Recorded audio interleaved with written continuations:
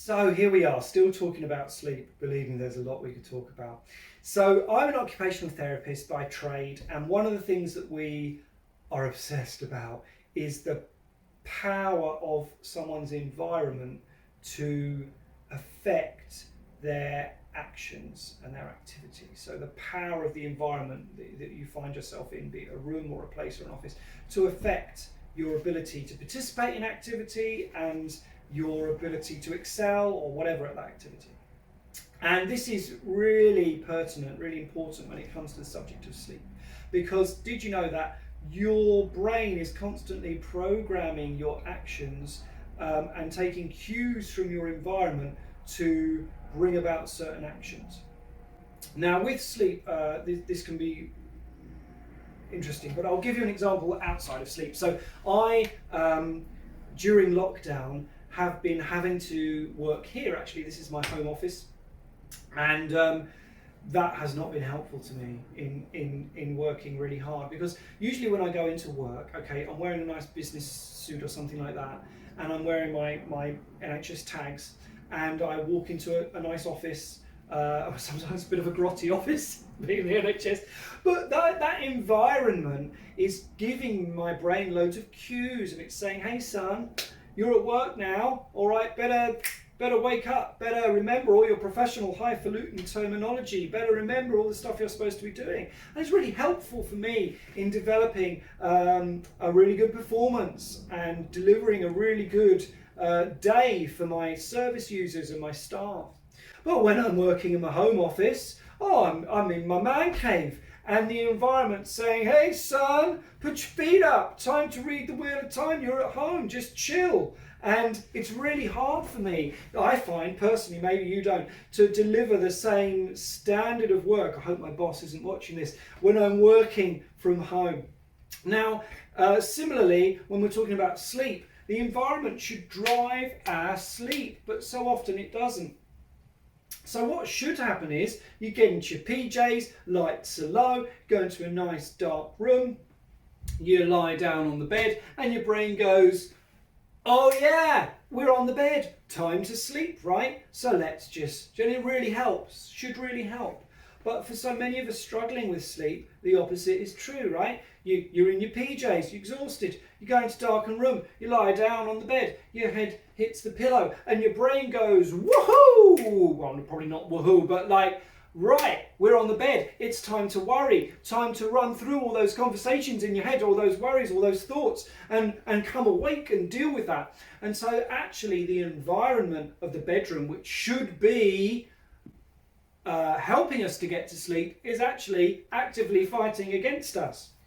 So I'm going to give you a behavioural plan that you can use to try and reprogram the brain to accept the environment of the bedroom and the bed as somewhere to sleep.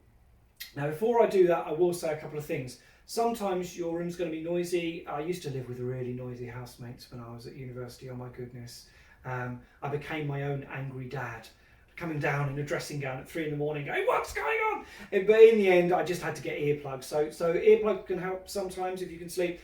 Maybe another time we had this house, my wife and I, when we first got married, that had a street light right outside the window. Oh my goodness, it was not conducive to sleep. So you can get yourself a nice sleep mask. In fact, there's new types of sleep masks now. I saw an advert for one on Facebook the other day. It's like just sits on your sofa. So there's some really good ones out there that can really promote sleep.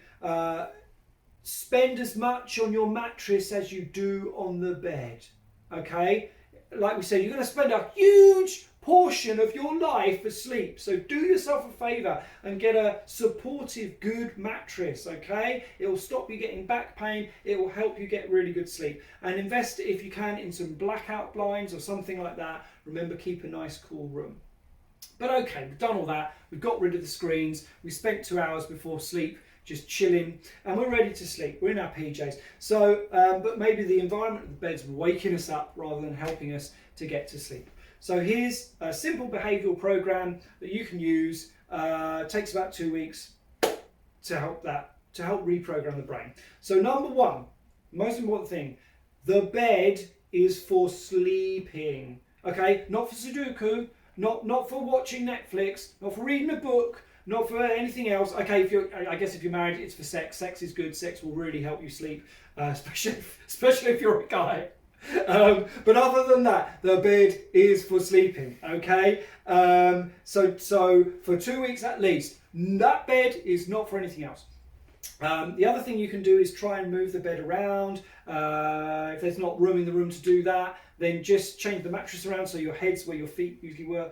Hopefully you can move this sheet so that it doesn't smell and you're not smelling your own toes, but that'll help reprogram the brain. And then what you're going to do, you're going to go to bed when you're knackered, and lie there in the bed, and if you're there for more than half an hour, tossing, turning, not sleeping, you're going to get up, son, and you're going to punish your brain for keeping you awake. So what you're not going to do is put something very activating on, like a really activating TV program or a really activating radio program or music or whatever. Keep it boring. Keep it low. Keep the lights low. Do something boring. Do a bit of dusting, a little bit of laundry, a little bit of... So, I know, maybe you love laundry and you find it incredibly activating. Myself, personally, I'm looking forward to getting to heaven where I never have to do laundry again. But yeah, there's two things that go on, isn't it? I heard someone from Bethel say, I think it was Jen Johnson, said there's two things that never end, God's love and laundry. So there's always going to be laundry to do at 3 a.m. But after you feel tired from doing that, go back to bed, just lie down again. If after half an hour you're still not falling asleep, get up and punish your brain for keeping you awake. And the reason we're doing this is to reprogram the brain to tell it that the bed is an environment for sleep. Because the longer we stay there tossing and turning, the more the brain thinks, oh, this must be what the bed is for. It's for tossing and turning, right? So that's why we're getting up. Now, the first few days of this are going to be horrible, but honestly, if you're struggling to get sleep anyway, it's not going to make that much difference. So just stick with it for a week or two, and it should make a good bit of difference for you. So that's the power of the environment in helping us to sleep. Yeah, okay. So a lot of this, a lot of the stuff that I'm drawing to do these presentations is taken from some really great resources that's out there. There's Dr. Matthew Walker is a really great guy to check out. You can check out his book, Why We Sleep, or you can check out any of his stuff on YouTube. TED Talks, really, really fantastic. I really recommend his stuff to you, and it's quite readable. It's like a drawing together his book of the last 20 years of research into sleep, and he's one of the leaders in the field. And Russell Foster, I think, is another guy, also done some TED Talks on stuff, and you'll find a lot of the stuff I've said, you know, is kind of ripped off from there. Yeah, okay, so we'll talk about sleep plans next, I think.